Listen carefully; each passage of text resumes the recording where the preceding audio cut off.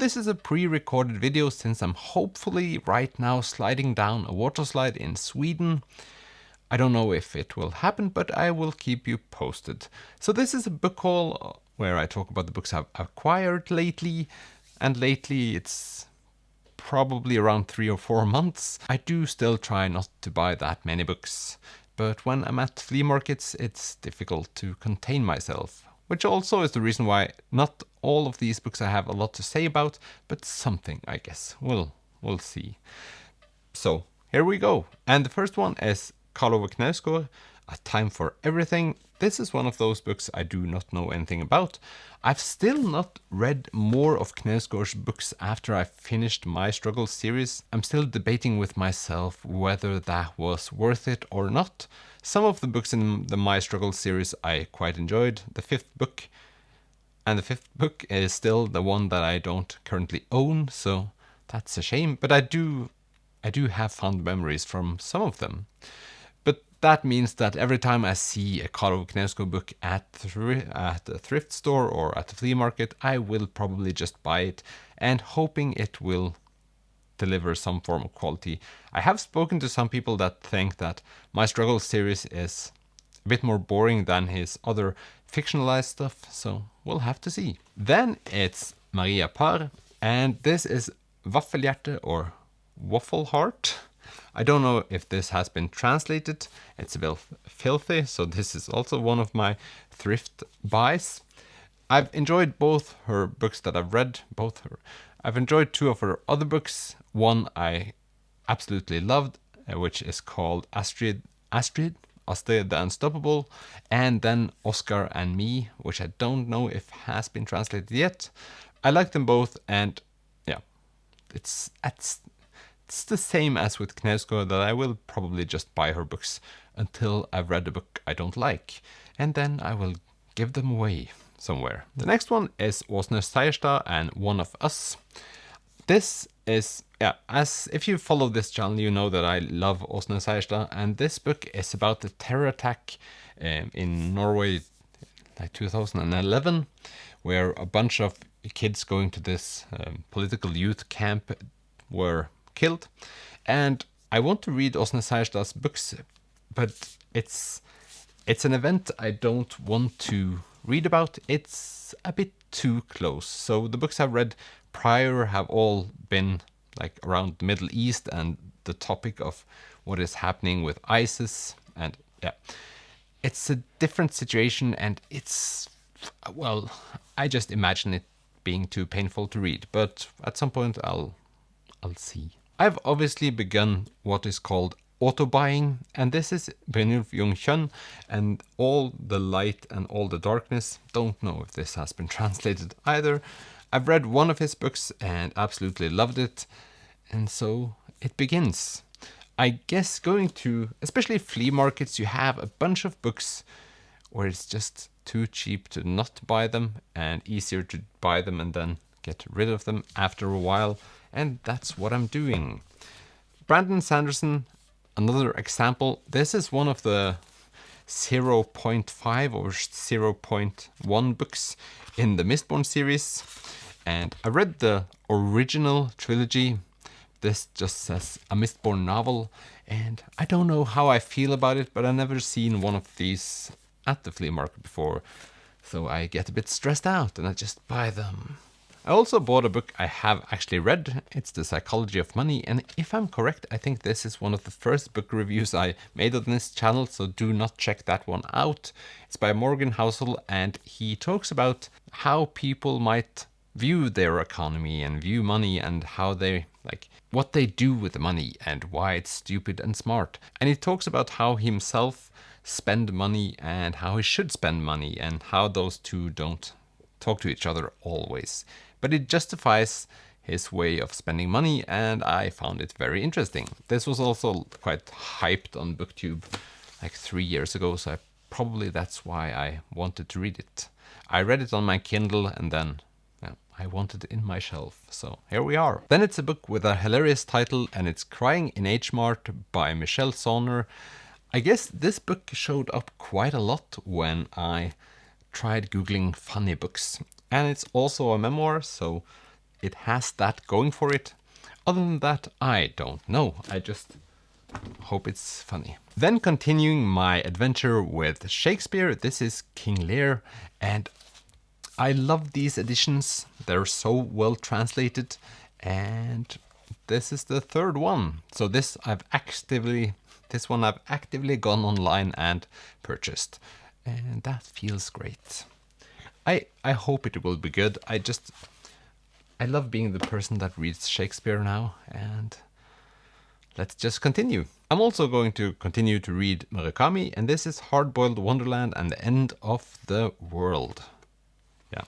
So I was very disappointed when I got it because it's very small. I do not like this size of book. This is, well, I just don't like it. But a bunch of you recommended me to pick this up in my comment section when I talked about the new Murakami novel, which I currently am not remembering the name of. I want to read all his books, so this is just one step in that direction, which also means that I'm going to read this one at some point, and this is Hear the Wind Sing and Pinball. So the two first books in what I think is called the Rat series. I think also Dance, Dance, Dance, and one more is a part of that series. And I wanted to read Dance, Dance, Dance, then realized that I didn't have the two first books. And luckily they have it in this very cool edition. I like this book. So just for comparison, the one is acceptable and the other one is not. So for all you publishers out there, just see the difference. Do you like the smaller versions? I know that some fantasy readers enjoy like the palm-sized novels with 2,000 pages, but I never. Why? How? It's like when I'm packing my backpack, I do not like the books sticking out, so it's better that they're a bit more surfacey and thinner than small and lumpy, I guess. We all have our issues. Then it's Baboon by Naya Marie Ait. So this won the Nordic Council Literature Prize in 2008, and I'm still thinking that I will read or try to read in the course of my life all of them. If I succeed or not will be dependent on how long I live, I guess. But still, I haven't read this and needed that one in my shelf. So that's the simple explanation. Then for the fun of it, I picked up another Aniano book. Don't know what this is called in English. I'm Still in the Darkness, or I'm Still Here in the Darkness. Something like that. They're all quite short and with a huge font. I've read The Years a couple of years ago maybe. I thought that was interesting, but this is one of my panic buys, I'm pretty sure. Together with Orlando by Virginia Woolf. I have no clue why I picked it up, but there's a spider on the back there, so yeah. We'll probably have to get better at cleaning my shelves at some point. Then a book I'm really glad I found. It's Norlande Mørkner by Tore Kveven.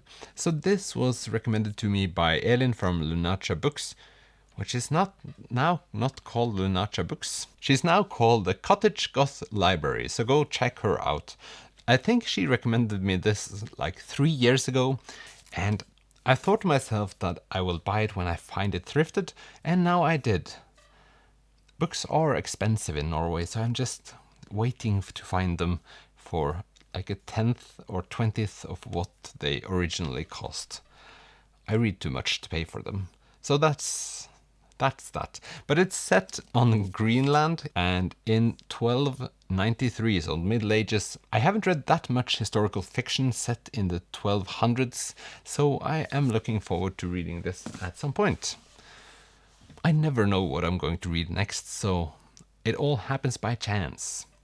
And I'm pretty sure that if I'm going to move one day, I will probably get rid of like at least 25% of all books I've bought thrifted at some point. So there's that. Then it's a very popular book, and it's Where Did You Go, Bernadette by Maria Semple. And well, this is also one of the books that show up if you try to Google funny books. And like in 9 out of 10 instances, this will show up. It has gotten a lot of praise. Also, I think it has been a Goodreads Choice Awards winner. I don't necessarily think that's a good idea, or a good sign, but we'll just try it out. Has its original receipt in it as well. Indicates that the person that had it before me hasn't read it, so don't know if what I should expect, but we'll see. We'll end this with one of my most anticipated books ever, and that is Animal Life by Auður Ava Ólafsdóttir. These are the books that makes me wonder why I don't just go to the library. But I don't want that question answered, so we'll continue to buy books. And I've read one of Auður Ava Ólafsdóttir's books earlier. I now have maybe 6, but I still haven't read more than the one. And for those of you that watch my videos regularly, you've heard me talk about that a lot. But this one intrigued me because it's supposed to be a utopian dystopian book about climate change and like people's role in the world. And it has one of the most beautiful covers I've ever seen. I absolutely love this. So I've sort of not read any of her other books, awaiting to find this. And now it was a lot cheaper. General theme to this video. I am really looking forward to reading this, and that will happen soon, I'm quite sure. Unless I just decide not to, which happens all too often. I have, like, the majority of the books in this book haul was found, and sometimes I find books from authors I already like and I just buy them. And that's why I'm later this year, I'm thinking of doing a month where I only read the second book I read from an author or a sequel, and I'm looking very much forward to it. This month, that, like last month, was a month where I only read books that were not Nordic, and I found it easier to like know a little bit more what I'm going to pick next. It helps me decide, because that's not my strongest side. So I still hope you have a magnificent summer. And if you've bought a book that you're really stoked for, please comment below, and I'll see you in the next one. Bye.